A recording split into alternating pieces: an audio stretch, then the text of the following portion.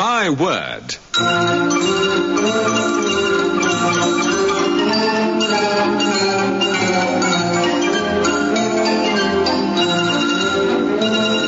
A panel game devised by Tony Schreian and Edward J. Mason. Dilys Powell and Frank Muir challenge Anne Scott James and Denis Norden in a game about words. And here's your chairman, Jack Longland.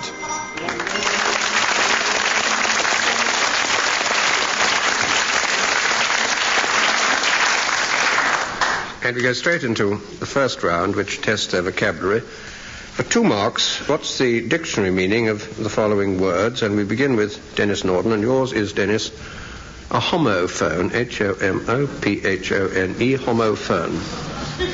Homophone. Well, as you gather from the sniggers in the audience, it has a gay ring to it. It's to do with words. That is the opposite of antiphon, antiphonal or so. Homophones are 2 words that sound the same, but are generally spelt differently, and only have different. For example, if you said he was on the beer. It's much more enjoyable if he was on the BWR than on the BIER. That's as neat a definition of homophones as I've heard, Denis. They sound just alike, but they can differ, and do differ, in meaning or derivation or spelling, and it's the opposite, therefore, of synonym, and exactly the opposite. 2 marks. Dilys Powell, casuistry. Casuistry, that's, it's not quite a straight word, not quite a straight answer. But full marks. Full marks, yes.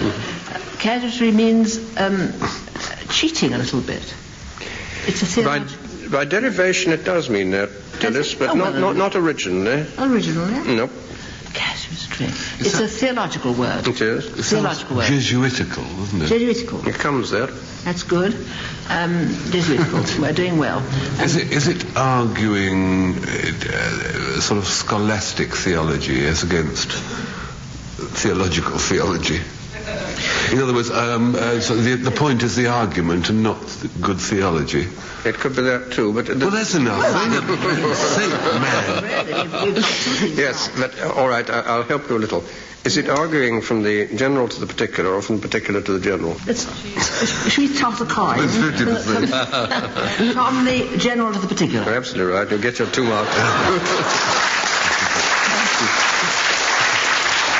I think you've just creep home there. It's the science or art of resolving cases of conscience by applying general rules of religion and ethics. It ought to be an ethical process, and originally was, but then it gets a bit deteriorated, and it can be applied to a quibbling or self-excusing evasion of duty or what you ought to do. 2 marks. Frank Muir, ineffable. Well, it's one of those words, isn't it? Ineffable. Which doesn't, I think, mean what it sounds like. Not quite. Well, it sounds rather insouciant, doesn't it? One thinks of Bertie Wooster as being ineffable. But it's not it, is it? Nope. It's to do, with a word like physical, with PH. You've got to spell it with the word with PH. It's ineffable. No, that's not it. Nice, but won't do. It's like unspeakable. See how that gets, what that gets. We, not the royal we, but Dill and me. Yeah. Dill, in fact, thinks it could be unspeakable. It could be exactly that. And if you like to rest... Thank you, my dear. If you like to rest on your laurels at that moment, I'll give you your 2 marks. There's a hymn, isn't there? Ineffable, God only wise. God only wise, that's right. Yes, it's what cannot be expressed in words, and often in the sense of too great for words, and that's why you find it in a hymn. It can be unspeakable in another sense, and unutterable. And if you remember, the Victorians, when they couldn't even look at a chair leg without covering it up with muslin, they referred to men's trousers, gentlemen's trousers, as ineffables. 2 marks. Anne Scott James, your turn. An idiosyncrasy. Well, when Frank Muir gets onto the platform, the first thing he does is take off his tie. And when Denis Norden tells his story, he always strokes his upper lip with his forefinger. I would have said these were idiosyncrasies, or rather peculiar little personal tricks of behaviour. Absolutely right. 2 marks. Well, we come to the point in which I give Frank and Denis a quotation to think about for their stories in the last round. And Frank, yours is, kind hearts are more than coronets. And for you, Denis, one man's meat is another man's poison. Round 2 is American. It's about American aphorisms, statements, sometimes provocative, sometimes profound, sometimes pretty puerile, made by fairly well-known Americans. For 2 marks, who said the following? Denis Norden, when a great number of people are unable to find work, unemployment results. Well, this particular man was well known for this kind of statement. He also said, a business will either get better or worse. He was Calvin Coolidge, who I don't think was such a fool as his statements make out. I remember that another thing he said was something that I think should be borne in mind more over that side of the Atlantic. He said, the American people expect a solemn ass as their president, and I intend to go along with them. And at least that was a self-confessed solemn ass. Absolutely right, Denis. And he was president, and he said this in 1924. Yeah, he was so taciturn that the man called Wilson Meisner, when the news came through about Coolidge's death, somebody rushed up to him and said, Coolidge is dead. And Meisner said, how can they tell? Well, there's quite a lot of quotations we shan't be able to use on future programs. Now we go on to Denis Powell. Denis, early to rise and early to bed makes a male healthy and wealthy and dead. Well, it's a very sound precept. It was a writer. Yes. Basically. No, you're missing it. Yes, we are. Slightly, aren't we? Think of large and crummy-looking dogs. Oh! I can't think of his name, no, actually. Thurber. Yes. James Thurber. It is James Thurber in Fables for Our Time, and I'll give you 1 out of 2. It helped a lot. I think one of the nicest things he said was, a woman's place is in the wrong. That's what I was trying to lead you towards. Now it's Frank Muir's turn. Familiarity breeds contempt and children.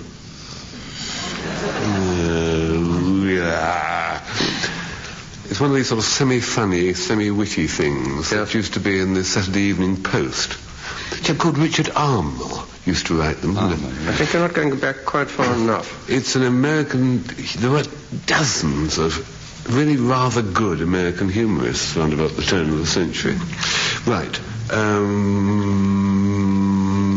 Mark Twain? Yes. Mark Twain in Notebooks. Familiarity breeds contempt and children. Wait a minute. He said familiarity breeds contempt, which is why we respect truth, because we're never near enough to it to be familiar with it. Yes. I can't remember which one that was, but no, fair enough. 2 more. Anne Scott James, history is bunk. Actually, I can do that one. I've been dreading this round because I haven't had anybody else's answers. It was Henry Ford. 1, 2, or 3? 1, I would have thought. Thank you. Do you know where he said it, Jack? Yes, I do, in fact. Detroit, let's try that. He was prosecuting the Chicago Tribune in a libel action, and I can't remember what the actual question was from which this remark was elucidated, but it was in the middle of a trial in a courthouse in 1919. Thank you. I'm trying to trace that for about 3 months. Yeah, well, there it is. Well, now we have a round of vocational, vocational verbs. For 1 mark, To the language of what calling or profession do the following verbs properly belong? And for another mark, can you tell me what any one of the verbs, which I'm about to pronounce, actually means? Denis Norden. To auscultate, to marsupialise, to phlebotomise. I'll spell them if you absolutely require me, but otherwise I'll leave it to you. Well, they're all medical. They're all medical, yes. Try one They're more. things that doctors do. Yes. And they auscultate with their stethoscope, I believe, yeah? And what are they doing when they're doing that? I never know. And I prefer not to ask. Phlebotomise is a sort of transplant surgery on insects, actually. It's an exchange of rear ends among insects. I don't know what's to marsupialise. What's Well, that? a marsupial is something to do with a pouched animal, isn't it? That's right. It must be one of those cosmetic surgeries that they do on ladies with under the eyes. Yeah, they have to be to demarsupialise. It would, yes. Yeah. Perhaps it's, You needn't get them all. I mean, it's all right. Oh, I see. We've got a few, haven't you? That's right. It is. They're all words from the medical profession. Auscultate, listening with ear or with a stethoscope, usually at how your lungs or your heart are working. Marsupialise means actually to furnish with a bag or a pouch, which seems a very rare thing to do. Phlebotomise is to let blood by opening a vein. Now, Dilys, Powell, to reach, to gybe, to veer. If you do the last three To together, to you move. can spell the first Yes. one rich. Veer is to turn. Sailing. Sailing is right. Sailing. Can you explain what any one of them is? Veer, I think, ought to mean to turn somewhere. It does. To move the sails so that while the people on deck fall overboard, the ship turns, well, perhaps not turtle, but anyhow in an opposite direction. They fall overboard when you jibe, actually, Do which they? means you Do they? turn when you're tacking into wind, and the boom comes across like a sword. Zong, and knocks everybody into the water. You'll get your 2 marks, but would you like to hazard a guess, as you had a good shot at it, Dilys? In veering, as you said, Veering is turn. you're changing direction. Are you changing it clockwise or anti-clockwise? Well, it rather depends on the person who's controlling the ship. All right, Not me. I won't ask any more. To veer is normally to change direction clockwise, or of a rope, of course, it means just to slacken it or let it out. To reach is to sail on one tack or to sail with the wind on the beam. To jibe, to turn a boat from one quarter to another so that the sail swings over from one side of the ship or boat to the other. Seamanship. Frank Muir. To traverse, to confess and avoid, to pray a Thales, T-A-L-E-S, but Thales. What profession? Law. Yes, quite right. Confess and avoid. Yes. Well, presumably if you confess, you avoid some steeper punishment. It could happen. It isn't quite what it means in a technical legal sense. I'm sure it isn't. What was the one about Thales? To pray a Thales. To pray a Thales. You have lack of proof. I have lack of people to sit in that funny little box. You're de-juried. You're de jure absenteeism. Well, yes, that's right. Yes. And how do you fill up the difference? Well, you send the press gang out and... Out how far? Come on, lads. Oh, only as county boundaries. You can't take a jury. It's not legal. This is within the county. I've done my best. I'm going to give you 1.5. It means to fill up a deficiency in the number of jurymen, and you plead that the number of jurymen should be completed by swearing in any unfortunate citizens who happen to be there in court in order to make up the number. That's to pray a Thales. Interesting. To traverse is QC, counsel, who is denying something in pleading his opponent's in a pleading of his opponent's case. And to confess and void means to admit, but to admit with justification. So you probably will get all. And Scott Jones. To block out, to black out, to buck and wing. To block out, to black out, to buck and what? Wing, like a bird. Go on, Dennis. Sort of. I think they're all theatrical. Yes, that's right. Ooh.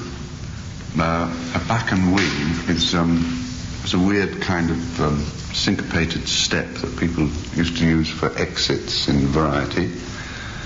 blackout is when all the lights go out on the stage, and you block out a scene when you do a first rehearsal of it, and you do a sort of preparatory try at the moves in the scene. It's called blocking. The placing of the players. Well, perhaps it's also what the leading lady does when she's determined that a rather prettier extra should not be visible from the stage. She blocks her out. So that, yes.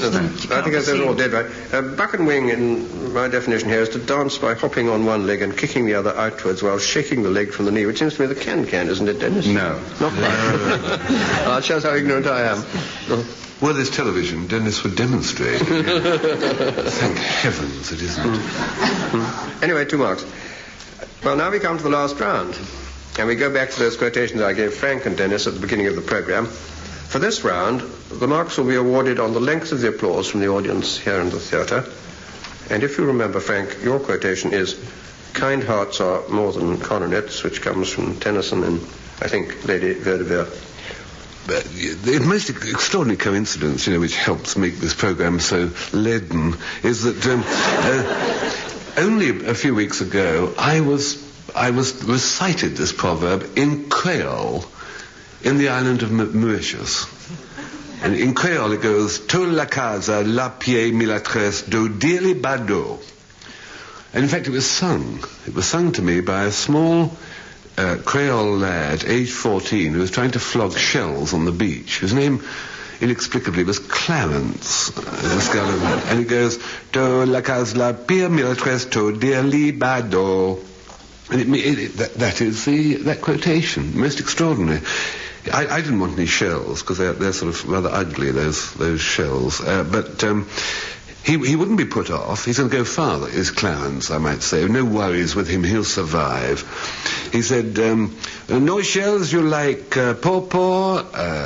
What do you like? Pineapple? I shred it for you. You like to see the trees, the ebony trees? I take you to the pamplemousse gardens. Where you like to go, I find." And I said, no, there's really nothing. Then I had a thought. There was some way of using Clarence. I should explain at this point what my wife and I were doing on Mauritius a few weeks ago. Well, we went there because my wife was born there and hadn't been back for 37 years. And we decided that it was time she went back just to make sure that she turned the gas off. It was also our anniversary of our silver wedding, so we were having a holiday there. And it's a magnificent, marvellous island, Mauritius. It is tremendously beautiful, and the people there are not only extremely beautiful, but the pleasantest people I've ever met anywhere in the world. The only trouble is, coming back, is the photographic record. I like to always like to pore over the photographs afterwards, and very little of what was sort of real Mauritius seemed to me to be photographed. And I was dying to get a record, and I said to my wife, "Now, what is really indigenous about Mauritius? What do you remember that we should see?" And she said, "I remember that the little old men, aged about 104, used to sort of hunker down on street corners and have little bowls of nuts around them. They were peanuts, and some of them were shelled, and they're painted bright pink and bright blue, and you grind them up and you put them beside the curry, the dish of curry. It's one of the side dishes of curry, and that'll make a marvellous picture." I said, "Fine." And so the other thing I remember, in the plantations, the huts nowadays are sort of corrugated iron and concrete, in fact, concrete villas. But the old plantation workers' huts used to be made of bamboo cane strung together with sort of plaited roofs. And said, "If you could get a photograph of those." So I turned to Clarence, my little lad, and said, "Right, find me a little old man selling these coloured peanuts. How much will you charge? I want 2 of them." He said, 1 rupee. I said, "Fine, well, that's very reasonable. Right, and find me 2 huts made of bamboo cane, and here's a 5 rupee note, bring me the change." So he came back and he gave me the addresses of these things, and I said, "Where's the change?" He said, "No change." I said, "No, wait a minute, lad, Clarence, wait a minute. You said 1 rupee each for finding these men with the nuts." He said, "Oh, yes, sir, but we have a saying in our country, in Creole, it goes, To la casa la pia milatres to dia lirbado. I said, what does that mean in English? And he said, cane hats are more than coronets.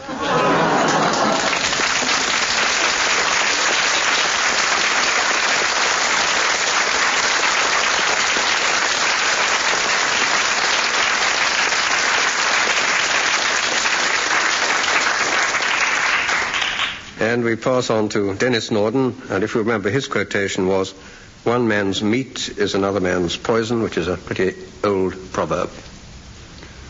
Well, back here in England, there was only one occasion in my life when I put myself on a really strict diet for any length of time.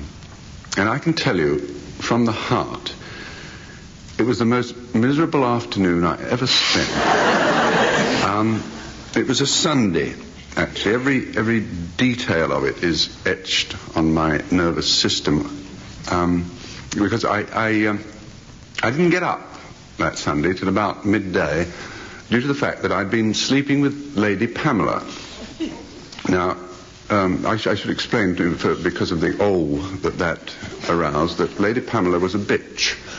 She was a Doberman Pinscher bitch, actually, and she didn't belong to us. She belonged to the rather trendy couple who lived next door, who they'd asked us if we'd look after her for that Saturday night because they wanted to go to a big fancy dress wife-swapping party that was being held down the road in aid of the Wildlife Fund. Now, I don't know how much you know about Doberman Pinschers, but I'm sure it couldn't be less than I do. But this one, for all her enormous size, was of such absolutely surpassing cowardice, ineffable cowardice, that she wouldn't sleep by herself. We tried putting her down in the kitchen, but every time the fridge switched on, she went into such quivering hysteria, we had to feed her good boys dipped in brandy.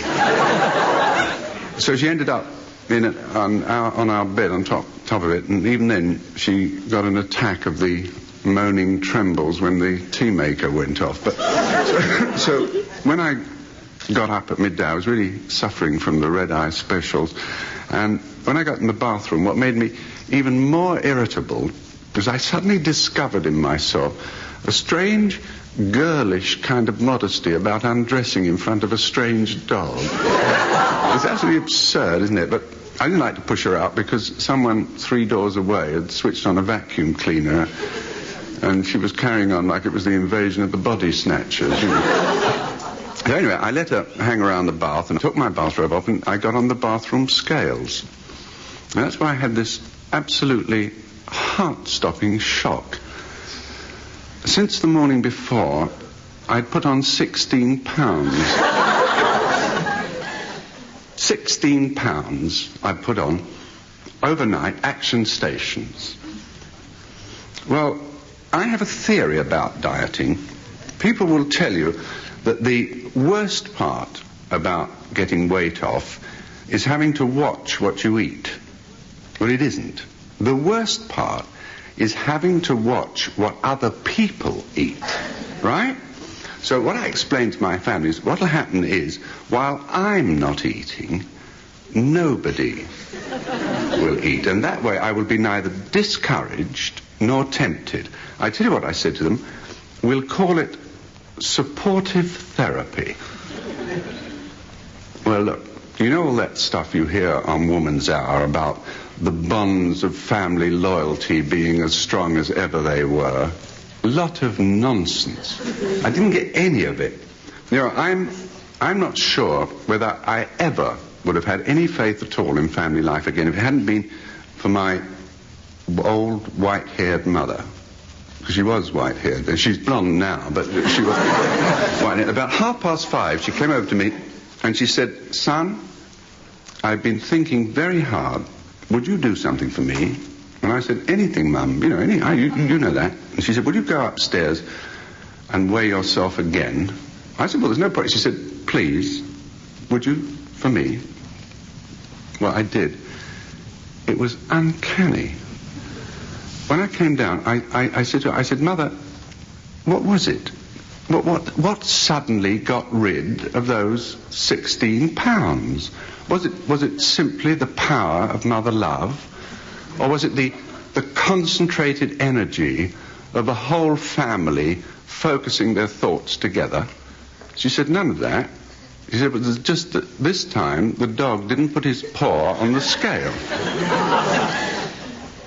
Well, I still blame the weighing machine manufacturers myself. What kind of technology is it that can't distinguish between the body of a man and the paws of a dog?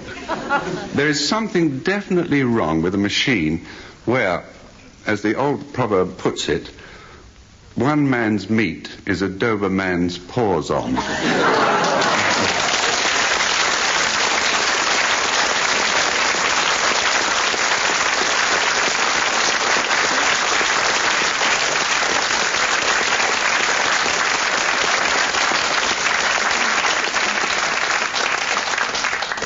Ladies and gentlemen, by your vote, Denis Norden wins the story, and he and Anne Scott James also win the entire contest, and that brings to an end this edition of My Word.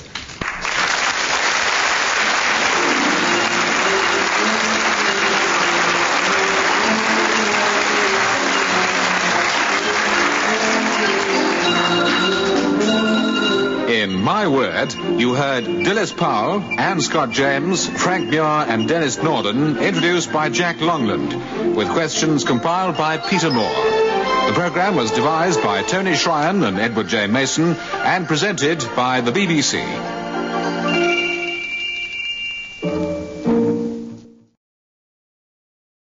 My Word.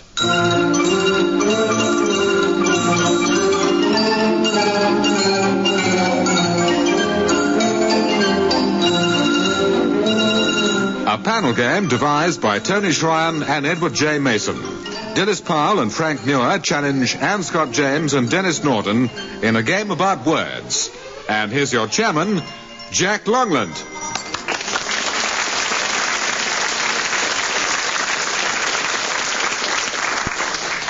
We go straight into round one, which tests their vocabulary.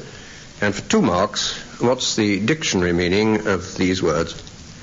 We begin with Frank Muir. Frank, yours is bumble puppy. Bumble puppy.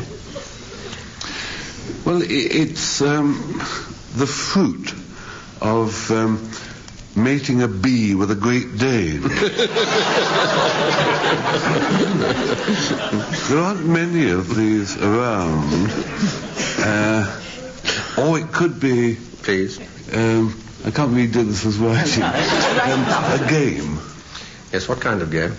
Well, when I was a child, my father erected a tall pole in the garden, Yes. to the top of which a string was attached. Mm-hmm. At the end of the string there was a little tiny net in which was enclosed a tennis ball. Quite right. What did you do? Two people played, one person stood on one side and one on the other, and each of you tried to hit the ball, and the one who wound the string round the post first won. It's a very accurate description to listen, and you get 2 marks.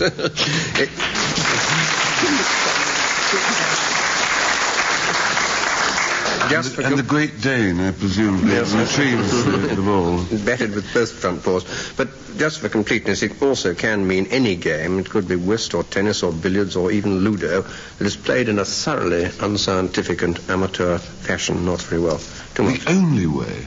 If a game's worth playing, it's worth playing badly. I agree. Anyway, they get that 2 marks. Anne Scott James, yours is a placebo. Placebo. Well, it's a sort of pill you take when you're about to listen to the news. It's a comforting pill or draught. And should it comfort you? What do you mean, should it? Well, what's it got inside it? Oh, yes, that's right, of course. It's when some tiresome old lady goes to the doctor and has a different complaint every day, that's right. He gets fed up with giving her real medicines because she doesn't need them. And he gives her a bottle of pink stuff. That's it. Or a blue pill, and that's a placebo. I forgot that aspect of it. And he keeps her quiet without her, in fact, taking a drug. That's it. 2 marks. Denis Norden. An ichneumon, I-C-H-N-E-U-M-O-N. If you're terribly pedantic, you might call it ichneumone. Jack, I give you my word, as true as I'm sitting here, that word and I have never met. I don't think we've even passed on the street. It's an entirely unfamiliar shape. It looks as if it means the same thing backwards as it does forward. I don't know whether that's... Is it Ich Neumann? My name is Neumann. Is it in the Ichthyosaurus class? Would it be more like to that. do with fish? Is it the bit from fish? Well, it has to do with crocodiles. If you regard a crocodile as a kind of failed fish. It's very nice. Scaly fish. Could you regard me as a kind of failed panelist? Come on, it's animal. Well, it's animal. It's animal, that's right. And it's to do with crocodiles. Yes, it's a kind of nightmare situation. You find yourself broadcasting to millions of people all over the world about something to do with crocodiles. I've never studied in any depth. It even steals into crocodiles' mouths when they're gaping and eats their bowels, which is a rather nasty thing to do. I'm now absolutely positive I've never come into contact. There's a bird that flits about on top of a crocodile. That's all I know. That's my sum total of crocodiles. Cleans its teeth. Cleans its teeth. Jack's grandson, aged 6, at the weekend, what was his favourite dish to eat? Yes. And he said, shark-infested headmaster. I'm going to give you half a mark for that. We're not going to get any more.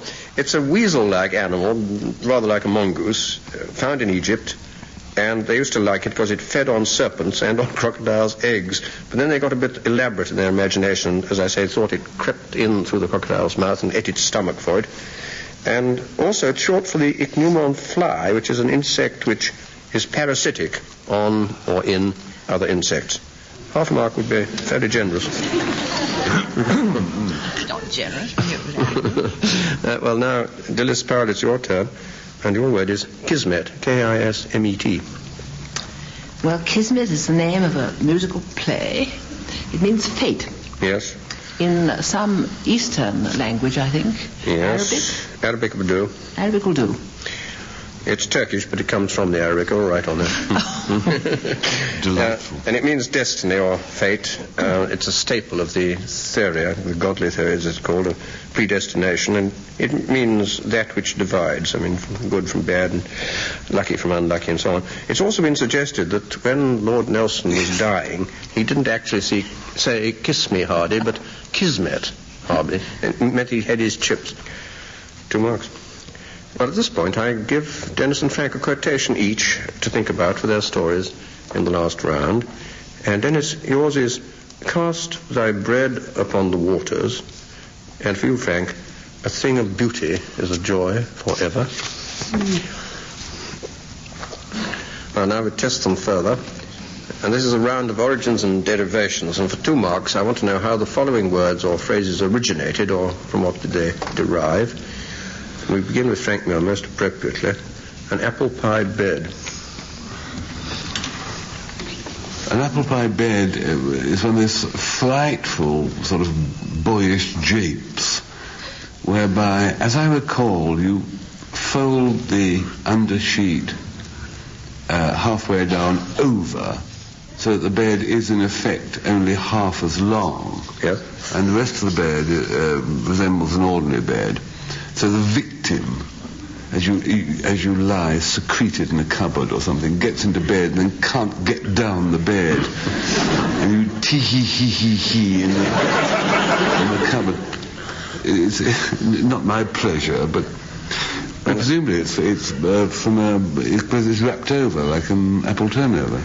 That's a good point, but it is wrapped over, but it doesn't originate in the English language. If you cross the channel, you may get it. apple pie. No. You're going east. I want you to go south. South? Well, French, France. Yes, France, yes. If you think what French for sheet is, may help.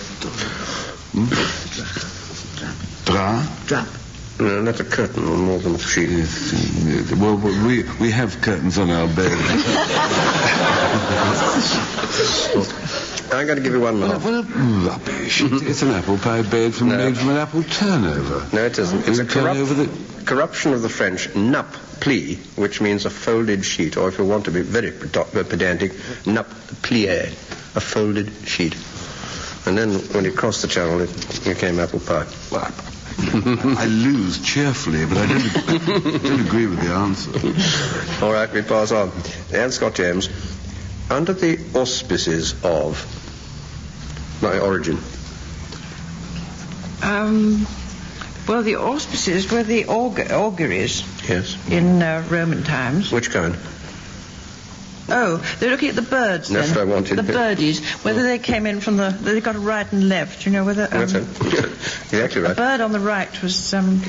lucky, and a bird sinister was very unlucky. Yes. Auspex, in ancient Rome, was a chap who observed the flight of birds and interpreted the future by watching those flights, unlike the chap who looked at the entrails of beasts, that was called a harispex. And only the commander-in-chief was allowed to take the auspices of the likely result of a war. And if then one of his subordinates, like a brigadier general, gained the victory, he was said to have done it under the good auspices of the commander-in-chief. Well, now, Denis Norden, a bowler hat. Do I define it? You can define it first, but I want its origin after. It's a head covering, rather dull, except when in the hands of Laurel and Hardy, who used them like a virtuoso violinist uses a violin. Now, the origin of the bowler hat, would it be too much to hope that it would be a man called Sir Adolphus or Charles, or I'm willing to temporize on the Christian name, something bowler hat, who wanted something where he could protect his head and keep his sandwiches at the same time, while in the saddle. That last bit is absolutely right. Leave out the head. Which last bit? The one about keeping his head protected and possibly his sandwiches too, while he was riding a horse. Yes, that's right. I was watching the derby. Well, but leave out the hat. And who was the mister then? If you give me that, I'll give you remarks. Well, you've got there. Well, if it wasn't Mr. Hat, would it be Mr. Bowler? Oh, no. Mr. Bowler. There was a Mr. Bewley, or the Oxford Dictionary says Bowler, who was a man who made hats in the 19th century, and a very famous landowner, William Coke of Norfolk, asked him to design a hat with a lower crown than the top hat, which was always being swept off his head when he crossed under branches when he was out hunting. And so it was invented in order to be less vulnerable than the top hat. 2 marks. And Dilys Powell now. Ragtime. Ragtime is a form of music which originated, I should think, early in this century. Yes. It was very ragged. Yes, hello. Yes, you've got it all.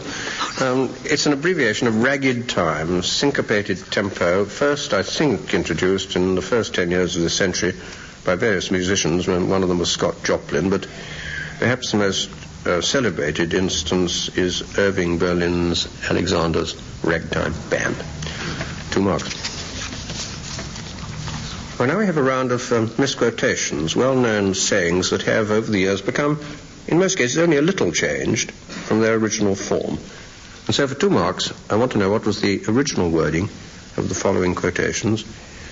Frank Muir, if the mountain won't come to Mahomet, then Mahomet must go to the mountain. I think it's a rather cheating one, but you try. It wasn't Mahomet, it was Charlie Palmer. It wasn't even Charlie Chaplin. If Charlie Palmer won't come to the mountain, no. Yes, think of synonyms. Yes, I'm thinking of them. He wrote the Maigret story. Thank you, Dennis. His wife, antonym. Synonym for it's the mountain. Yes. Hill. Can't be. Yes. If the mountain won't come to Graham Hill, then Graham Hill.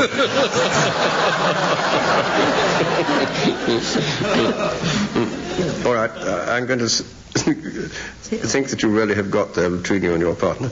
Now, in Francis Bacon's essays, and it's an essay rather surprisingly on boldness, the original quotation is, if the hill will not come to Muhammad, Muhammad will go to the hill. I'll give you 2 marks. Well, now Anne Scott James is very much more up her street, I think. First, catch your hair. Thought that was right. Yep. That was right. Yeah. Not at all. Well, first catch your rabbit, it ought to be. No, that won't do. A rabbit being slightly smaller than a hare, just as a hill is smaller than a mountain. No, we're on the wrong tack. Well, there's a whole book, a cookery book called First Catch Your Hare. Yes, there was. So the whole book's Incorrect. wrong. So the whole book's The whole wrong. book is wrong. I wouldn't say that. The title is. It's a classic cookery book, very good one. Can you give me a hint? Well, it comes from somebody called Hannah Glass, who existed a long time before Mrs. Beeton, around 1747. And it's a rather difficult verb, which is... Is it one word that's wrong, or the whole thing? That's cockeyed. It's got to be a longer quotation, which is really abbreviated into first catch your hair. And first you must lay your hands upon the beast you wish to kill, cook, and eat. Yes, what you do better if it's a hare. What you do better it should be a hare. What do you do before cooking it? You pluck it. You skin it. You skin it. That's what I wanted. You skin it. First skin your hair. You but you said it's got to be longer. You defrost it. That's it. Yes. I can give you 1 mark. A lot of help there. The original phrase is take your hair when it is cased, and cased meant skinned. It comes in a book called The Art of Cookery, written by Hannah Glass in around 1747. 1 out of 2. Denis Norden. A poor thing, sir, but my own. Yes, an ill-favoured thing, sir, but mine own. And where? This is not necessary, but... No, I'm not doing it, it's not necessary. Well, this money, I'm going to flog myself. As yes, you it's like. Shakespeare. Yeah. Is it As You Like It? Yes, absolutely right. Yeah. 2 marks. It's touchstone in Shakespeare's As You Like It, an ill-favoured thing but mine own, and he's speaking very impolitely about his girlfriend, Audrey. 2 marks. It's probably an eel-flavoured thing. And now to the Powell. Here we go gathering nuts in May. Well, that can't be wrong. No. Well, it's very wrong. You try it. June. Well, even October, yes, that'd be about right. October would be right. Yes, but what are you gathering in May? We gather in May flowers. Yes? What kind of flowers? Flowers. Oh, May. Blossom. Monosyllabic. That's what I wanted. Blossom. Blossom. May blossom. That's what I wanted. May? Yes. May. But what would it be if it weren't nuts? I mean, try a little more. Sorry. If it weren't nuts, have a word like nuts, but not quite. Knots. That's what I wanted. All right, 2 marks. Here we go gathering nuts in May, though a children's song, is a perversion of Here we go gathering knots of May, which is an old custom of picking knots or bunches of May off the hawthorn tree on May Day, if they were there. Well, now we come to the last round, and we go back to those quotations I gave Denis and Frank at the beginning of the program. And for this round, the marks will be awarded on the length of the applause from the audience here in the theatre. And if you remember, Denis, your quotation is, cast thy bread upon the waters, which comes from the Bible and is in Ecclesiastes, or the preacher. Cast thy bread upon the water. I'm not generally much given to biblical quotations, but I did once happen to find myself uttering this. It was at the top of my voice, in pyjamas, at 3 o'clock in the morning, in the middle of my garden, during a heavy rainstorm. My daughter, you see, was going through a phase. The phase was where she filled the house with pets. Small, greedy, highly perishable pets. We had furry creatures who specialized in burrowing, feathered creatures who specialized in fluttering, and finned creatures who specialized in dying. Now, in fact, where tropical fish are concerned, no zoologist has ever satisfactorily explained why it's always the 10p one that eats the £3.50 one.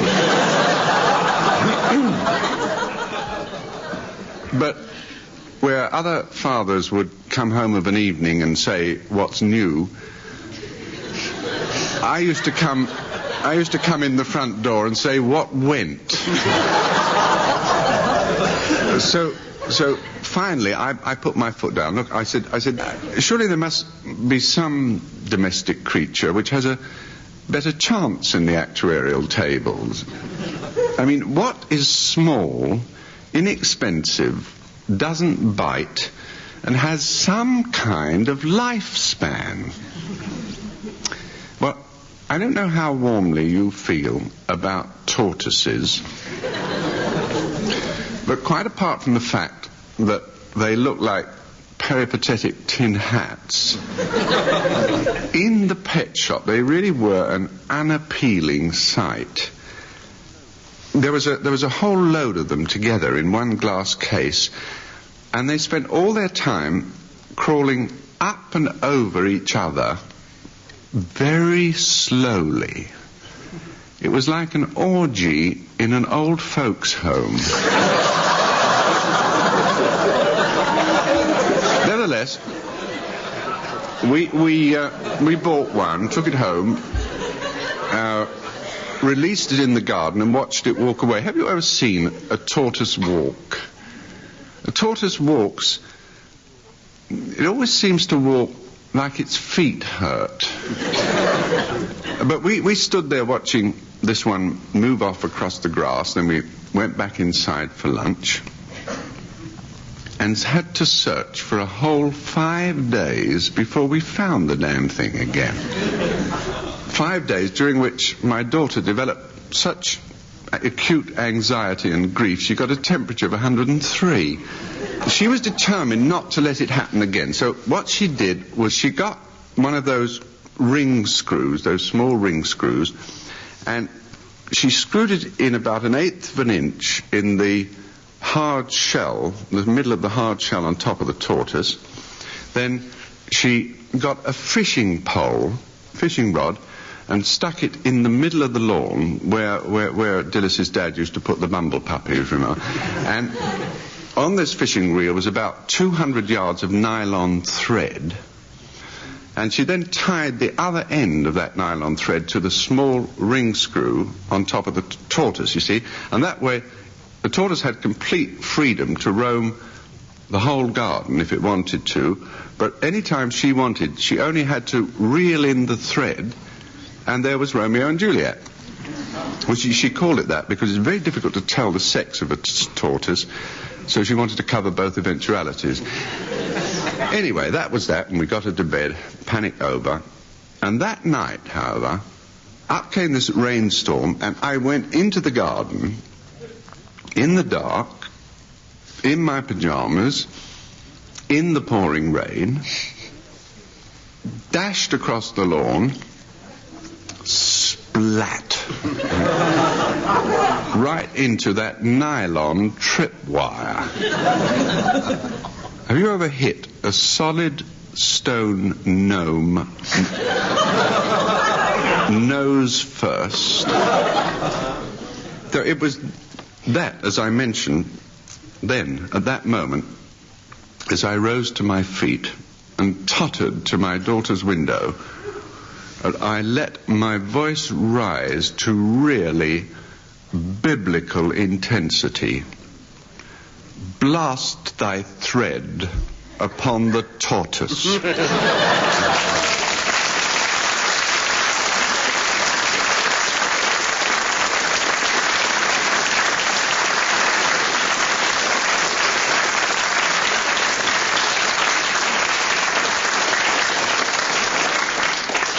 I think Denis will be in trouble not only with the RSPCA but with the NSPCC as well. But we go on at that point to Frank, and if you remember, His line was, "A thing of beauty is a joy forever," which, as everybody knows, is the first line of Keats's Endymion. Frank. Thing of beauty is a joy forever.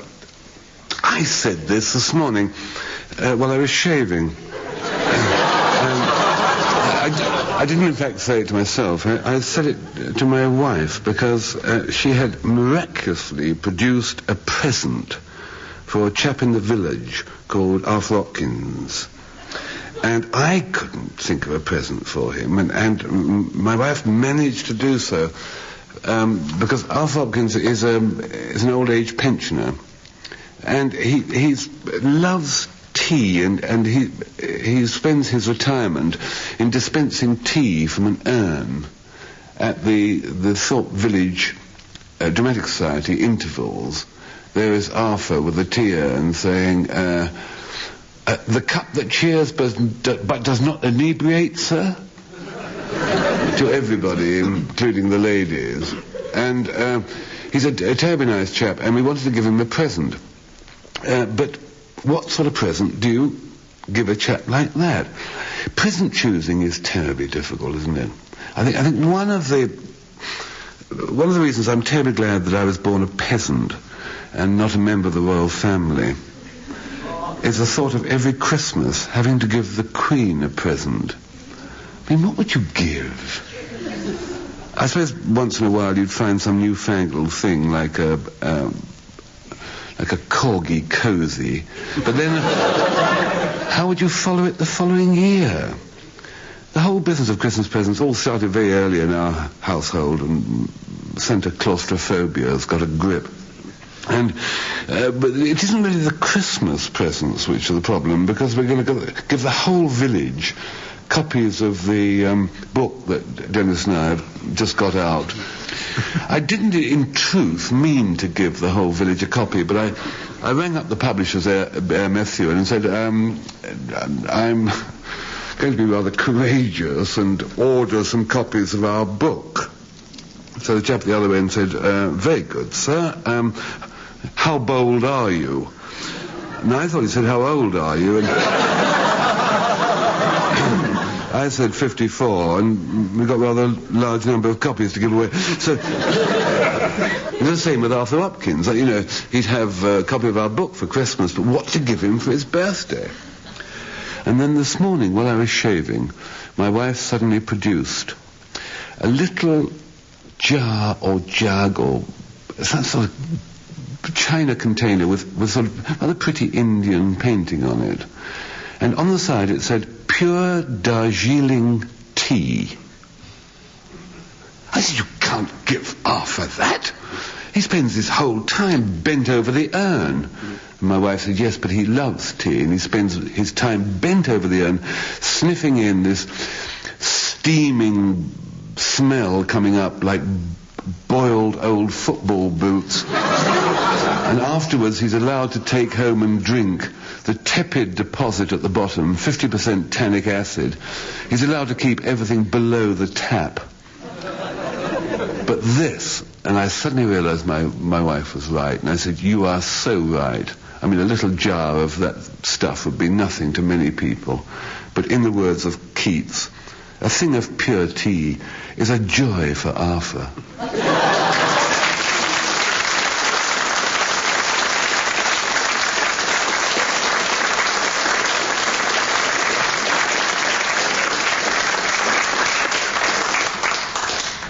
Well, ladies and gentlemen, by your vote, Denis Norden just wins the story, but Dilys, Powell and Frank Muir win the entire contest.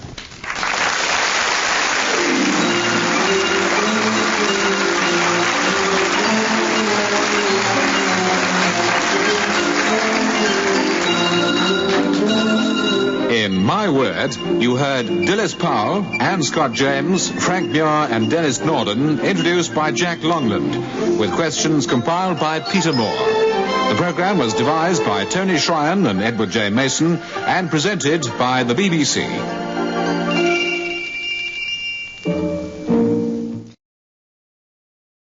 My Word.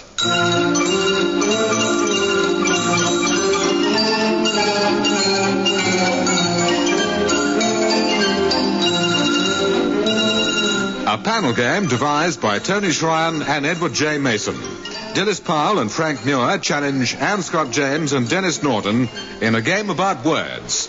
And here's your chairman, Jack Longland.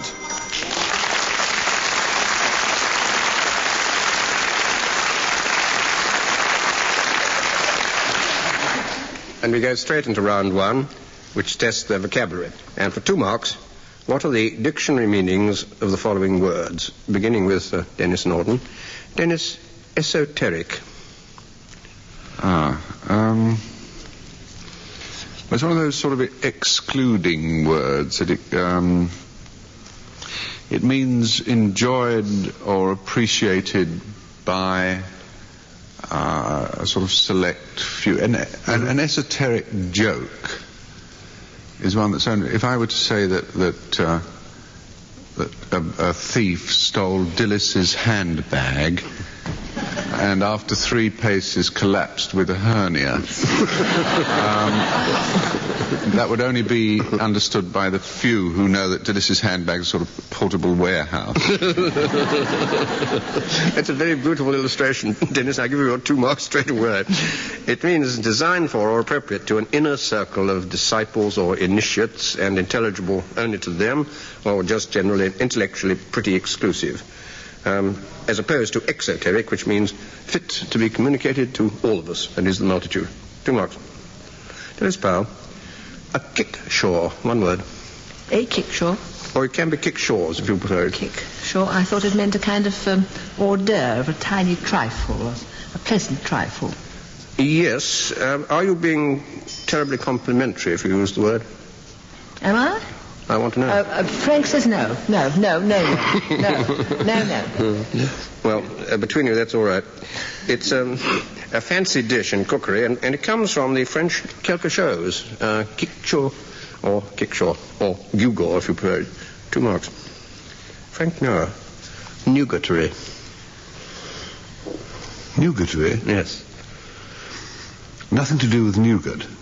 Well, it could be. Newgate. Oh, now you're going to realms I can't follow. Well, it's a prison. Yes. It was. Got that. But it isn't, is it? Because no. It wouldn't get you to prison. In fact, it definitely wouldn't get you to prison. I shouldn't have thought so. In the sense that it's the sort of thing which is unimportant. It's more like nougat, actually. Nougatary, it is. It's a sort of useless, pointless bit of rubbish. We should get terrible trouble from the sweet manufacturers on that one. Montelium. Yes. It just means harmless. Yes. Nougatary. Yes, you said trifling. Trifling. Yes. Trifling, yes. Let's have both those, and then I think you span the meanings. It's trifling, worthless, useless, invalid, futile, inoperative, and so on. Latin word meaning trifles. Anne Scott James. A parvenu. Parvenu, P-A-R. V-E-N-U. Well, it means a jumped-up person. Yes, it does, literally. A new arrival. It's usually referred to somebody who's tried to jump out of their social class and gone up one. Mm-hmm. And how's it come to mean that? Well, venu means arrived. Yes. I suppose it means freshly arrived or arrived through. Yes. Arrived through what, one wonders? Well, through several classes, I think. Through the help of father.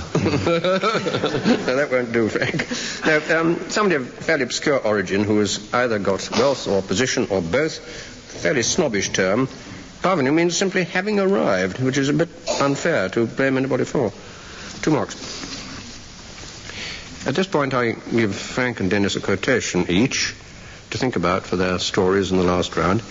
And Frank, yours is never, never, never, never, never.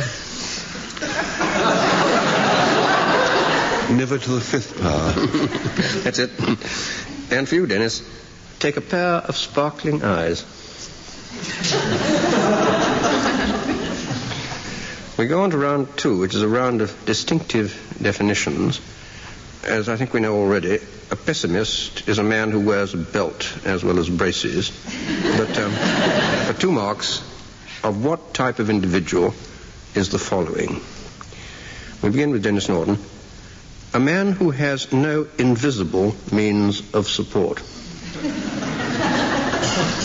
Oh, yes, that's quite a famous... I think it was John Buchan, wasn't it? I think so, but I have argued a bit with Peter Moore about this.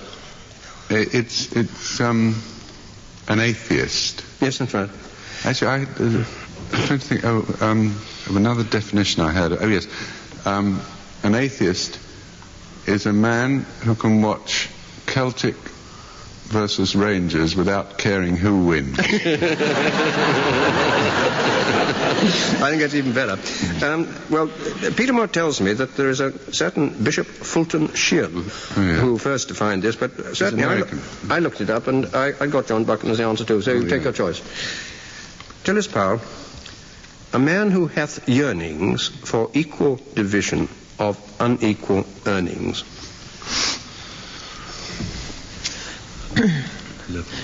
A member of the government. I'd like to more precisely to know which government. You're on the right track. He was equal. For yearnings for equal division of unequal earnings. It's quite an old definition. Is it now? He's a political character. Yes, very definitely. Difficult. It's a communist. No, well. Yes. Wouldn't be, would it? Could be a communist, I suppose. Would you like to stick to that? Communist. All right, we'll stick to communist. We'll try that. Yeah, I don't know. I helped you a bit on that. I think 1.5. It's a communist defined by Ebenezer Elliott. The dates get a bit complicated here. He died in 1849. I believe the first reference to a communist in the English language is in 1841. And Marx produced the Communist Manifesto, or the Communist Manifesto was produced in 1848. So it's in their bracket, and it is communist, 1.5. Frank Muir, a man who can't change his mind and won't change the subject. Bigot. Yes, I like a synonym for that. And a bore. And a bore too. But try again, because you're nearly there, nearly home. Another word for bigot. Not a pedant. Not a pedant. Not a pedant. Anybody in the audience have a dictionary of synonyms about their person? Mr. W.B. Yeats mispronounced it and put the accent on the first syllable, whereas we normally put it on the second, and there are 3 syllables. Mispronounced? Begot. No, it's 3 syllables. Very old 3 syllable one. Suddenly. Oh, I'm sorry, 1.5 again. What I was trying to get at was fanatic. What a rotten definition of... Well, it comes from a very distinguished stable. It's as defined by Winston Churchill. Well, none of us are perfect. The definition of a fanatic is George Santayana, isn't it? A fanatic is one who redoubles his efforts when he's forgotten his aim. Yes. That's a real definition. Yeah, that's a very good one indeed. Anyway, 1.5. And Scott James, a loud noise at one end and no sense of responsibility at the other. Well, it must refer to a baby. It does. It does? Yes. Could refer to Concord. It's a nice thought. Have I got to say who said it? No, you'll get I've your done marks it. without that, but would you like to have a shot? Bernard Shaw. Yes, about a contemporary, I think. Perhaps a little younger. Well, perhaps we'll just sort of settle Just for leave what it with we've him, got, yes. I think. Yeah. He's a religious character. Go on, you go. You And tell a us. journalist. You tell us. Father Ronald Knox. Ah. But again, there's another shot at this. I looked up a funny thing I've got called Left-Handed Dictionary, which attributed a rather similar saying to somebody called Elizabeth Adamson, whom I'm afraid I didn't know. Anyway, you get your 2 marks. Well, now we have a round of differences. For 2 marks, what's the precise difference, if any, between the following? Denis Norden, tactics and strategy. Well, if you were out with a girl and you persuaded her to drink a whole bottle of champagne, that would be tactics. If the week before you went out with her, you sent her 1 red rose, that would be strategy.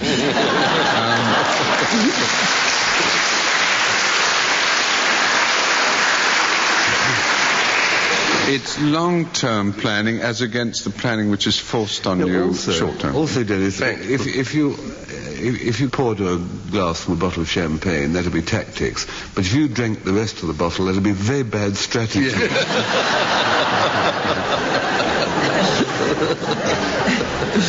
Well, I was trying to get them onto rather more military terms. They seem to be obsessed with girls, both of them. But I'm bound to say that as a set of definitions, I can't fault Denis, but if I might take it back into the field of combat, tactics is the art of handling forces in battle or in the immediate presence of the enemy, the mechanical movement of troops or things like that set in motion by the dictates of strategy, whereas strategy is very generalship, directing the military movements and operations, as Denis says quite rightly, of the whole campaign, and if you can, doing it so as to impose on the enemy the place and the time and the conditions for fighting which you yourself prefer rather than the enemy. Rather complicated, but 2 marks. Denis Powell, more material. China and porcelain. Porcelain is china you can see through. It's translucent. But unlike earthenware, which you can't. It all comes from China. It all comes from China. China clay, I think China is. It China clay? But, I mean, I think, can't you use the word China to mean the lot, earthenware and that's porcelain? Right. Yes, that's what I wanted. So porcelain is also China, but it's a special kind. That's what I wanted. Yes, the difference is merely a matter of usage. China is perhaps the more homely term. It was originally China ware. Porcelain has perhaps more literary flavour. But they both mean articles of porcelain originally brought from China in the 16th century and then imitated here. And both of them originally were very fine earthenware, white, thin, transparent or nearly transparent. 2 marks. Frank Muir, a hip and a haw. Well, the connection. It's like the difference between a jam and a tart, isn't it?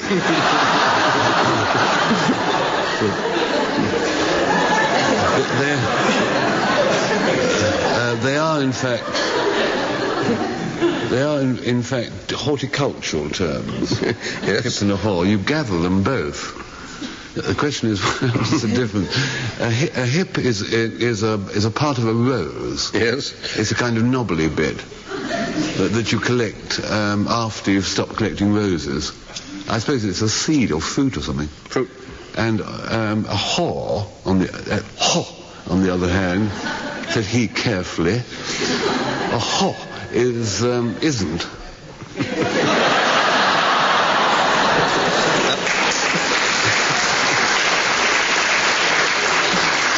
Yes, you've got to be a bit more positive than that. I got a spirit message coming in from the from the east here. It's to do with the hawthorn. Yes. Which, as you know, Jack, is a species of plant used in making hedges. Yes. No. Yes. All right. 2 marks. Hip is the fruit of the wild rose or dog rose, or it can be roses in general. Haw is the fruit of the hawthorn. And a haw can also be various other things, including a hedge or an enclosure or a messuage. 2 marks. And Scott James. Hay and straw. Well, hay is dried grass, and straw is dried wheat, I would have thought. Which bit? Which bit? Well, the stalky bit. Yeah. We had to say that, and it isn't the top bit. No, not the part you make bread out of. No. It's the part you make excellent manure out of. Among other things. Yes, that's all right. And you can thatch with straw, too. That's jolly good, yes. Done with straw. I mean, very difficult to get now, too. Or a straw hat. Hay is grass cut or mown and dried for use mainly as fodder. Straw is the dry stems or stalks of certain kinds of cereals, though you can use it, I believe, of peas and buckwheat. And it's used for bedding, for thatching, for hats, and sometimes chopped up for fodder as well. 2 marks. Well, now we come to the last round, and we go back to those quotations I gave Frank and Denis at the beginning of the program. And for this round, the marks will be awarded on the length of the applause from the audience here in the theatre. And if you remember, Frank, your quotation is never, never, never, never, never, which is King Lear's last speech after the death of Cordelia. If Mr. F.P. Wilson, who's the editor of the Oxford Dictionary of English Proverbs, is listening, will he take pen and paper? Because I've got a new one for him. It's an old English proverb, which I know he hasn't got because I only made it up this afternoon. I feel like Ravel, you know, when he completed his bolero and tried it on and...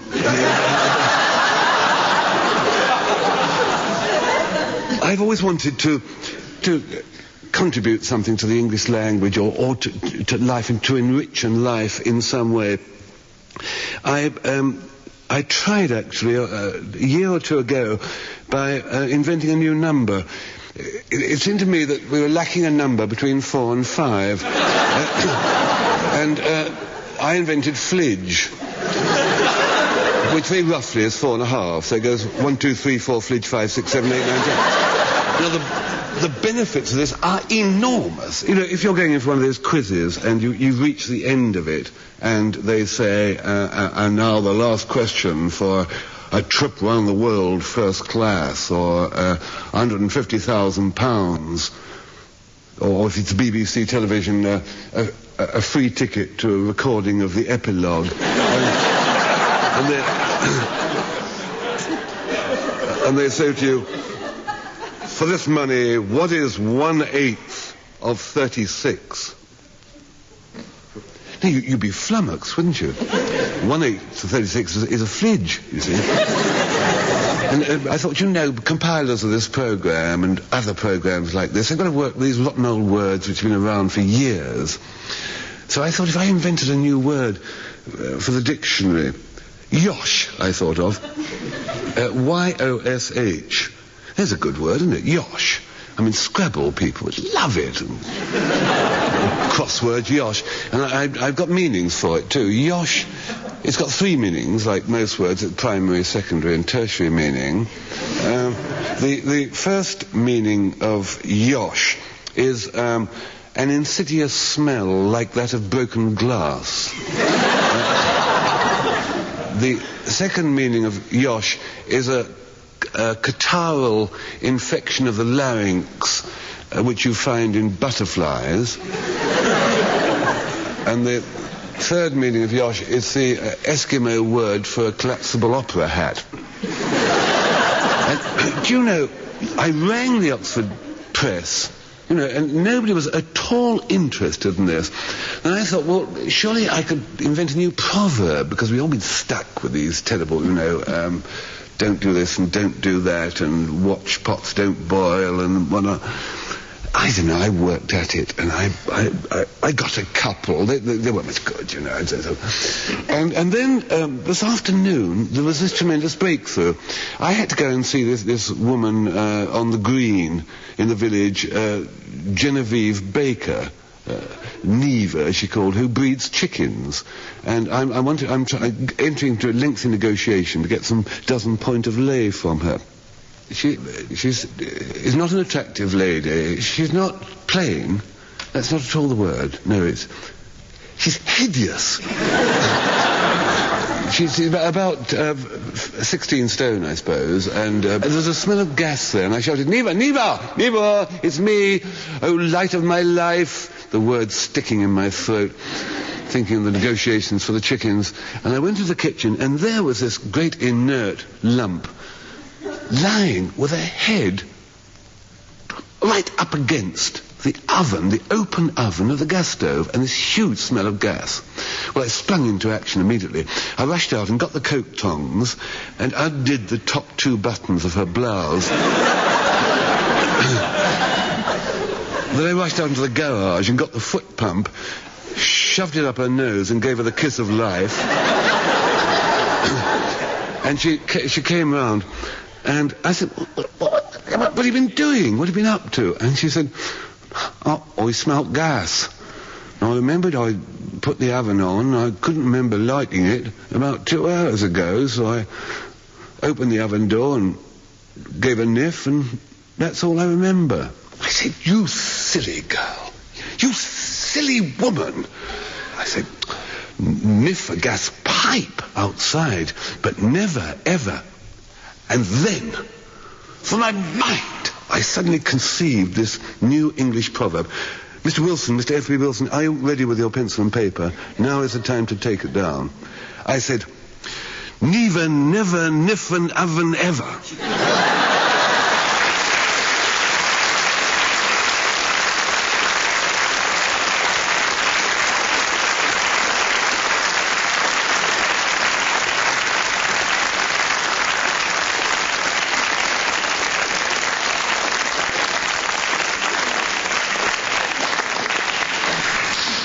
Well, that'll make the charts. And we go on to Denis Norden. If you remember, his quotation was, "Take a pair of sparkling eyes," which is Gilbert in the Gondoliers. I suppose this one really started when my son got one of his sore throats, because who should rush into me but Glinka? Now, Glinka is the au pair girl. She's a middle-aged lady who comes from Lapland, and prior to arriving in England, she'd never before left her little wooden hut. So all of our ways are rather strange to her. But anyway, in she rushed, and she shouted out, "The son, the male child, he's choking himself." Choking. Now, I must explain that Glinka had only been with us 2 months, and instead of going to evening classes for English lessons, she decided to learn the language by watching Coronation Street.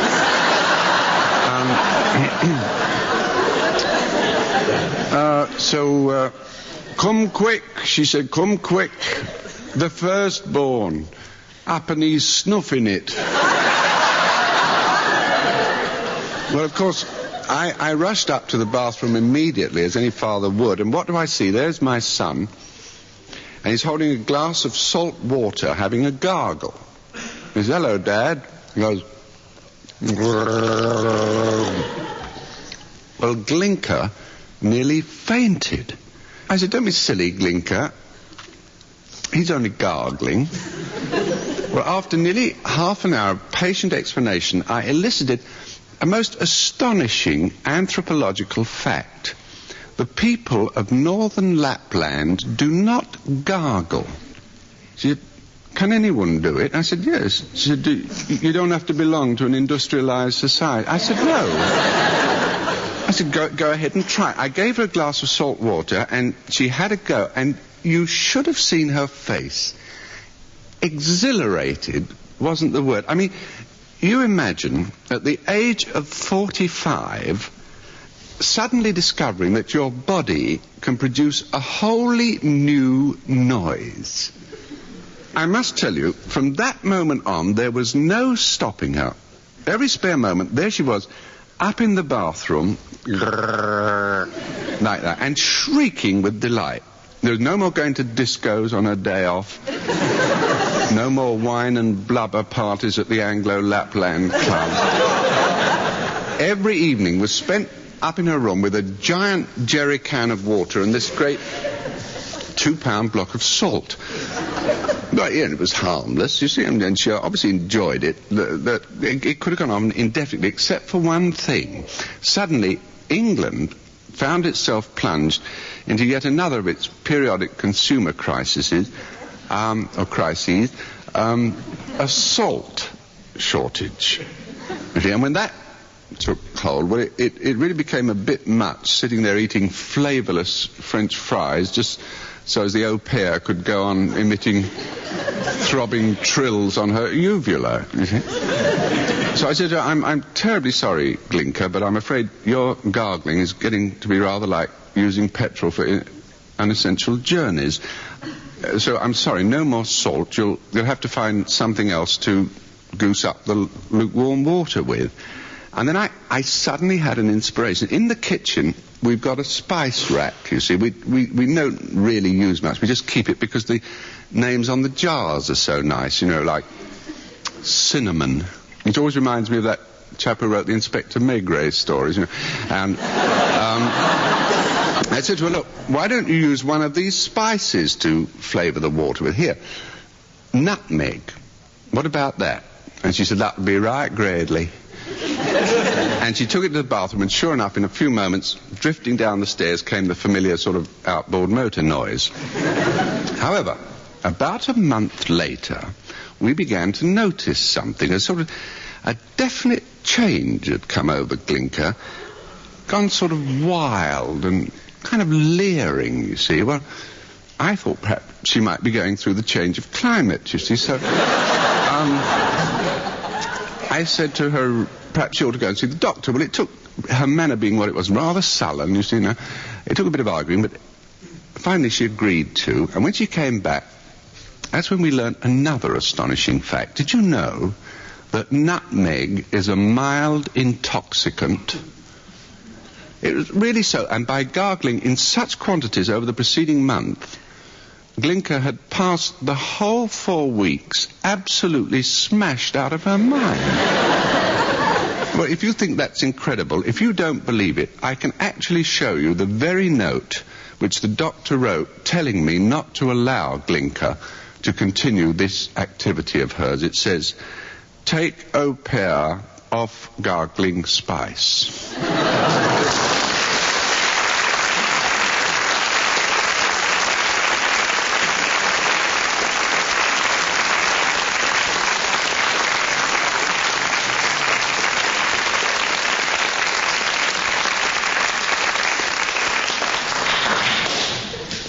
Well, ladies and gentlemen, by your vote, Frank Muir wins the story, and he and Dilys Powell also just win the entire contest, and that brings to an end this edition of My Word.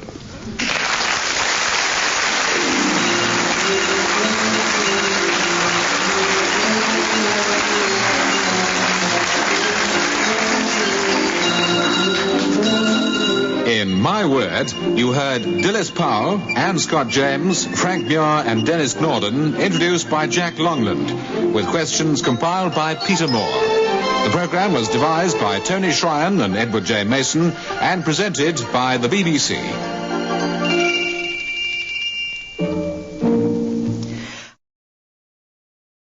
My Word.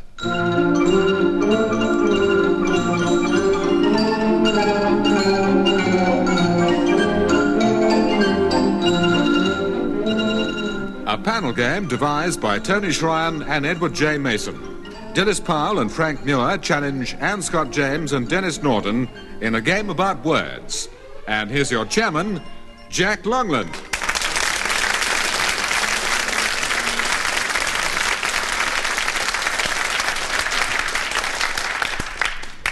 We go straight into round one, which tests their vocabularies, and for 2 marks, I want to know what the dictionary meaning is of the following words. Beginning with Frank Muir. Frank, miasma or miasma, I don't think much matters which, M-I-A-S-M-A. It's rather like this program, is it not? It's a sort of poisonous something in the air. Yes.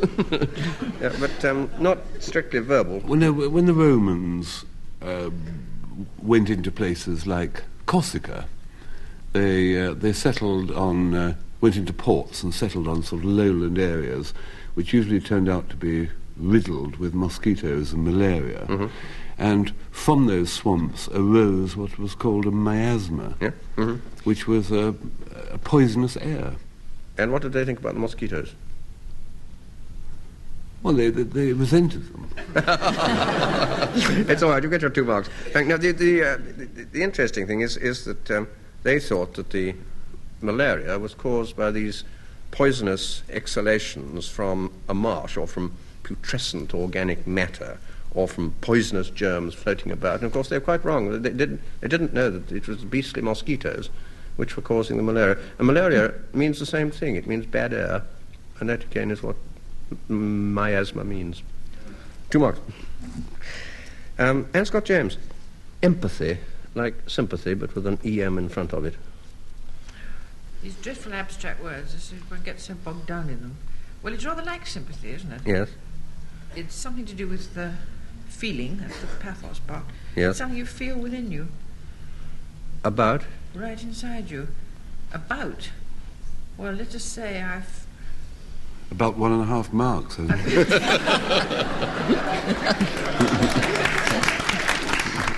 Listen, I'm finished. I'm going to get that other half killed. Supposing you say I have a feeling deep inside me that Frank Muir is a terribly good chap. That might not that be an empathy? No, I think it's called love. I'm not going as far as that. Come on, Dennis. Well, isn't empathy when you experience exactly the same feelings as somebody else is experiencing? Yes. Whereas sympathy is when you can appreciate what they're feeling rather than actually experience them. Well, you both love me. Very risky. I think we'll give you 2 on that. It's the ability to project your personality into and therefore fully understand something else, the object of contemplation. Usually a person, it needn't be, it might be a dog. But I think you get your 2 marks. And it's an odd word because it looks as though it comes straight from the Greek. It doesn't. The Germans, as they invented many psychological terms, invented this, and they called it Einfühlung. And we put it back into Greek, which is exactly the same as what the German word means. 2 marks. Denis Norden, a word I've always called hegemony, but I believe it can be called hegemony, but it's spelt Hegemony. Hegemony. I've always called it hegemony, yes. Hegemony. Yes, so do I. But I've never said it out loud. Minority of 2. Yes. Well, there you are. That's what makes horse racing. It's one of those kind of editorial type words. It's only used in editorial. And it's one of those ugly words, like most words about authority Yes. are. And as far as I can understand, I don't know about the dictionary meaning, but I've always understood it to be this sort of ruling element Yes. in a situation. Like Yep. you're the hegemony on this programme. I wish I were. And the we miasma. always say at the beginning of the programme with Jack Longland in the chair, as though we're all standing up. True. Instead of kneeling down. Well, I think that's good enough, Dennis. It means leadership, as Dennis said, and especially the leadership of one state in a confederacy over the other states, as Athens was in classical times over a thing called the Achaean League, and it is a straight Greek word. Dilys Powell, your word is idiumpty. Could be just I-double-D-Y I-double-D-Y hyphen U-M-T-Y. U-M-T-Y, no P. Like Humpty Dumpty without the H. It's the surname of Rumpelstiltskin. Rumpelstiltskin, Idiumpty. Idiumpty. Sounds Yeah. a perfectly good name to me. No, it represents a method of communication. I'll help you that far. Is it catching? No, it's not catching. Not a disease, not an No, infectious disease. Not a disease. Not idiumpty, vulgaris. It's something that Denis did quite a lot of the war. Did he? He flew. Oh, yes. It means, flew. It means Morse code. Yes. Does it? Oh, Yes, God. it's diddy-daddy, I was referred to it as. I Well, he don't... said. Yes, that's because, right. Because Oh, wow. Dennis did Morse code He during did? the war. He won the war for us. That's right, he did. Yeah. So if anybody asks you, I won it with my idiumpty. And in 4 years, I'd never heard Morse code Dilys referred to as idiumpty. Anyway, idiotic. It's a 5-word word. There's a whole Yeah. I know. That's right, yes. Well, also, I gave a lot of help. I'm going to mark that 1.5 marks, and it is one, at any rate, of the conventional verbal representations of the dots and dashes in the Morse code. And I think the idi is the dot and the umpty is the dash, but I may be wrong. Well, at this point, I give Denis and Frank a quotation each to think about for their stories in the last round. And Denis, yours is, I'm dreaming of a white Christmas. And for you, Frank, beggars cannot be choosers. Cool. Well, now we have a round of classical catchphrases, and for 1 mark, I'd like to know in what classic play or novel the catchphrase appears, and for another mark, what was the name of the character who said it. Beginning again with Frank Muir. Frank, comparisons are odorous. Oh. It's Shakespeare. Yes? Thank you. That's a good start. Well, it starts to finish. No idea. On the other hand, the name Malvolio. No. Not Malvolio. sorry, no. When one says one doesn't mean we got that Malvolio. wrong. No, we didn't really mean it. Woman. Bothering about very little. Oh, much ado about nothing. Yes, that'll do. Is the play Yes. by William Oh, Shakespeare. don't stop now, it's enough. That's enough. Does he want any more? Yes, I did ask for the character. Oh, The character. I can only think of Benedict and Beatrice. What to do? An Arnold. There's always a clown. There's always a clown. There's a local policeman. There's always a clown in every film, and I... Think of your Afghan. Oh! What's he called? What's your Afghan called? Quick. Lady Osseline Mole. Doesn't seem relevant from where I sit. Dogs. Oh, Dogbury. Dogwood, or what? Yes, I think you creep home on that one. Yes, we knew it. We were just teasing We were you. doing rather good. To make A somewhat chancy 2 marks. And now, Anne Scott James, I own the soft impeachment. Over to you, Dennis. Isn't it, what's her name? The woman who got things back to front. That's right. Mrs. Malaprop. Yes. Ah. Fine. Have a shot at the play. Mrs. Spooner. In the rifles. Yes. Sheridan. Absolutely right. 2 marks. Mrs. Malaprop always got her quotation slightly wrong, and I own the soft impeachment, or a nice derangement of epitaphs and things of that sort. 2 marks. Denis Norden, them's my sentiments. Yes, madam? Could you walk up here? Them's my sentiments. That's it. Sounds like the owner of the first greetings card shop. Surveying his stock. Is it Dickens? The other The one. lady there knows. The other one. Thackeray. Thackeray. Was that what you had? Well, have a shot at the She's knot. retreated now. Oh, See, pity. it's not so easy when you have to actually sit here and say it. I don't know. Have a shot at the novel. It's A novel? Yes. The Rose and the Ring. No, novel. Becky Sharp? No. Oh, yes, in same... Vanity Fair. What's that? That's what I wanted, yeah. No, right. Yeah. 1.5, a certain amount of assistance there. It is Fred Bullock in Thackeray's Vanity Fair, chapter 21. Now, Dilys Powell, when found, make a note of. Dickens. Yes. Is Captain Cuttle? Yes. Yes. Captain Cuttle in It's the one. it's the motto of Notes and Queries, that marvellous Yes. magazine which has been running It's for the one about 250 the years. It's the one about the daughter who was despised by her father and and then was loved by him and adored. Dombey and That's right. Dombey and Son, yes, Dombey and Son. Dombey and Son, Dickens, and the character is Captain Cuttle, and he'd just been quoting from the Proverbs of Solomon, or so he said, may we never want a friend in need, nor a bottle to give him. When found, make a note of. 2 marks. Well, now a round of household hints. They're fairly old household hints, though some of them may possibly be still valid. I'll leave you to judge. And they're remedies for the solution of various domestic difficulties. For 2 marks, what do you deduce to be the household problem for which the following is the traditional remedy? Frank Muir, first rub well with a little fresh butter and clean it off with a solution of rock ammonia dissolved in hot water, and then hold it under running water and wipe dry. Well, that's a goodie, isn't it? Butter. If you rub butter into something, it's presumably grease already. No. Ammonia presumably is to bleach it, so it's a fabric. Yes? Hold. Anyway, to clean it. Bleach, I think, would not help. Wouldn't help. Why did you put it in then if it doesn't help? I didn't say bleach, you said bleach. I think it's probably to.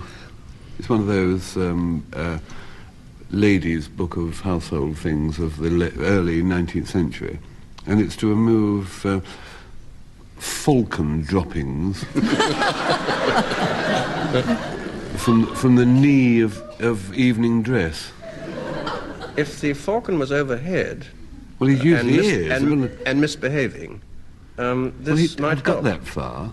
Falcon droppings Yes, onto from the what? knee of an evening dress suit. Right overhead. From your hair, from From your your wig, hair. from your wig. From your wig. No. You rub the Hair. butter into the wig. Well, what do you have on your wig? Hat, Yes. that's what I Powder. wanted. from your hat. Yes. Now, what kind of hat? Oh, Billycock. Yes, that's what I wanted. A billycock hat. Yep. It's how to clean the brim of a bowler hat. 2 marks. With butter? Yes, cleansed by rock ammonia. Wow. And you had to hold it under running water and then wipe dry. It's a pretty elaborate process. Well, we go on to Anne Scott James. Boil a fair-sized parsnip to a pulp, allow it to cool slightly, and then apply. Apply for Must what? be a medicament, I should think. Yes. And I think that when you've got some enormous boil or abscess, which is the result of overeating, you make a compress and apply it. You're absolutely right. It's how... There'll be a run on fair-sized parsnips. It's two marks. It's how to reduce an abscess or a carbuncle. We've had soft words, butter and parsnips. Yes. Well done. Now, Denis Norden, take half a cupful of strong tea containing 2 tablespoonfuls of sugar. With this mixture, sponge well and leave open till dry. Something that can open and close. Doesn't sound like your mouth or anything. A Gladstone bag. It might work on clean that. the interior of a Gladstone bag. It isn't, in fact. An umbrella? Yes. Oh, that's a good idea. Yeah.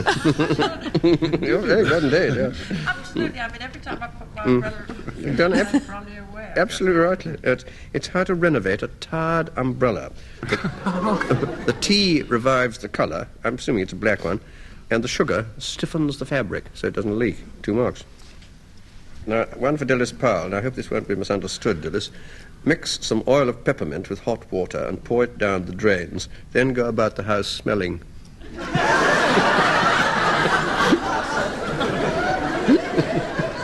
Well, I leave that to my visitors, really. Go round the house smelling. Well, I mean, it's to clear up the drains, which stank before, if I may use the word. Yes, and how does the peppermint help? Find the leaks. Does it leak? Find where the fracture of the pipe is, Yes. presumably. Darling, Frank is... Yeah, Frank is very good at household hints. I know me and drains. Frank frequently finds a leak in the drains by pouring oil of peppermint down it and going around smelling. Yes. It's to find out whether there is a leak of sewer gas, which is not very smelly itself, and therefore adding the peppermint in... it depends whether it's methane, which happens a bit later, I think. And the peppermint tells you, as Frank says, exactly where the pipe is fractured or where the leak is coming from. We now come to the last round, and we go back to those quotations I gave Denis and Frank at the beginning of the programme. And in this round, the marks will be awarded on the length of the applause from the audience here in the theatre. And if you remember, Denis, your quotation is, "I'm dreaming of a white Christmas," which is by Irving Berlin. As far as Christmas is concerned, I happen to be in that peculiarly awkward position which you may sometimes have found yourself in. I've found out what I'm being given for Christmas, and I don't want it.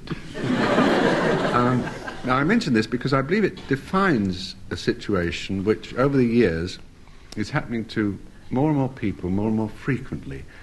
Now, I know that the British Christmas isn't what it used to be, what with deep frozen turkeys and dirty Christmas cards and department stores that advertise 3 Santa Clauses, no waiting, and carol singers getting mugged for their pitch pipes, and Christmas trees being so expensive, the only one you can afford, you have to bend down to put the star on it. But that is not where the real Christmas rot, as it were, has set in. If anyone wants to know when Christmas stopped being Christmas, I'll tell them it was when we stopped giving presents and started giving gifts, which come from gift shops. You know? A small porcelain figurine of a shepherdess with a barometer in her navel.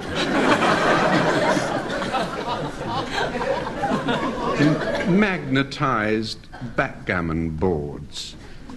Moroccan drink trays that have nothing that you can lift them up by. A Swiss brandy glass that hits the top of your nose when you tilt it to drink. objects called pendants for hanging round your neck, huge, irregularly shaped blobs of Swedish metal that are so heavy, every time you walk fast, it bumps chips off your sternum. See, these are gifts, as distinct from presents. The new giving objects, not designed for use or ornament or enjoyment, just sort of currency for Christmas transactions. And of all of them, the one that makes my heart really sink down to knee level is what I'm being given. A Scandinavian candle-making kit. Now, I can just see the sequence of events when I open it, you know. Oh, it's a candle maker. Sure you haven't got one? No, I don't think so. Well, go on, try it. Let's see you try it. Do you know that particular muscular ache at the sides of your face that only comes from maintaining a grateful smile? You know that? That'll be me all Christmas Day.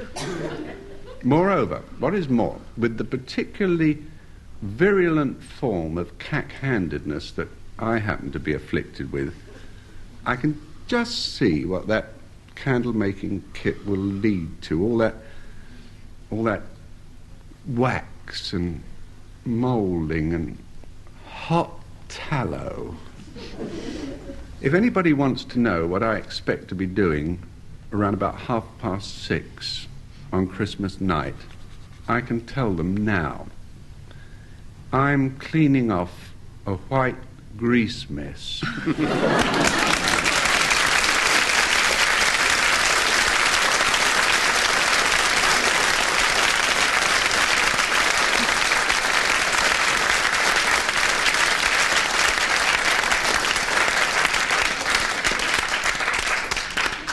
Dennis may like to be reminded that gift is the German word for poison. And now we go back to Frank's quotation, which is, beggars cannot be choosers, which is an old proverb. I had this letter this morning from Mr. Hopcroft, and it was very harshly critical of my diction. And Mr. Hopcroft protested that I didn't pronounce my R's properly. He said, if you don't believe me, repeat aloud the following sentence. And the sentence in the letter read, round and round the rugged rocks the ragged rascal ran. Don't see anything wrong with that.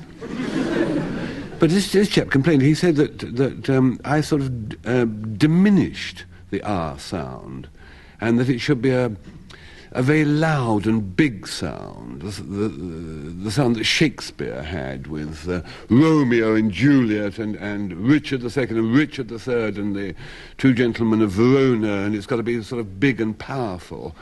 And he said that the R is a very important sound quality in the English language, and it should be large and choice. And I was thinking about this. You know, I agree. My R's are not what they should be. I mean, it's got to be faced. They are a bit sort of muffled and mangled. I missed elocution at school. You know when you're at school that if you missed the first day of a subject, you never catch up the rest of your life. I missed the first day of English grammar. Mind you, it doesn't notice. I speak... I speak just like what similar as ordinary people does. But I had 3 teeth removed during the lessons in elocution. Not only was I light on knowledge when I left school, but I was about half a stone light in weight. But I just missed this business of elocution. And I agree that my R's are a little sort of muffled and small. But what I contest is the fact that because the thing is bigger, it's better. I'm getting vehement, aren't I? I just don't agree with that. The poetess who wrote, little drops of water, little grains of sand, make the mighty ocean and the pleasant land. How right she was. But what about big drops of water? What do you get? Floods, deluges, ruin, phone exchange deluged, areas such as mine cut off for 7 days. Little grains of sand, beautiful. What happens if you get large, bigger grains of sand? I'll give you an impression. See if you can guess what this is.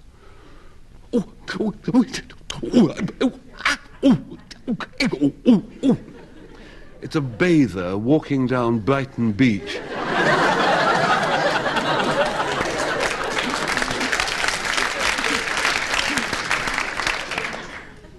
Big grains of sand are pebbles, are they not? So bigger isn't as... And look at literature. I mean,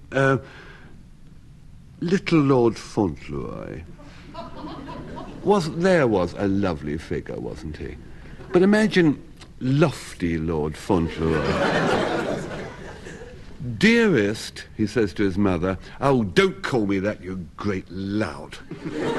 She said, look at you, 6'2", bursting out of your velvet suit.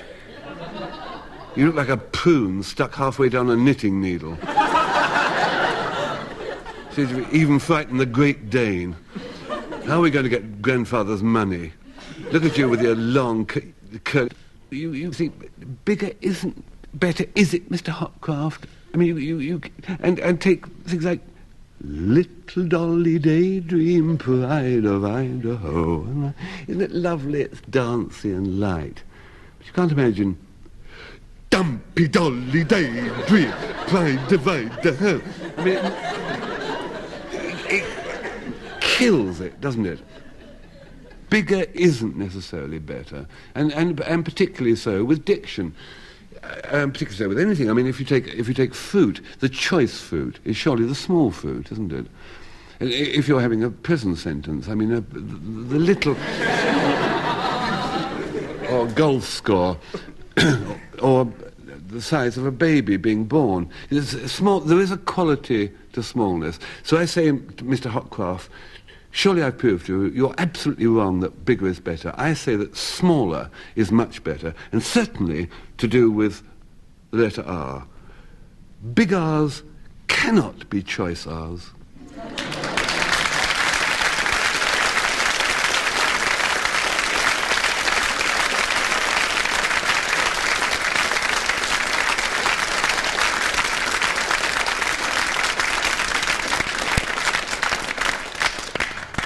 Well, there was a series of pictures to frighten us at Christmas. And, ladies and gentlemen, by your vote, and really I thought you were going to do better than this and make it possible to reach a decision, but Frank Muir and Denis Norden have tied.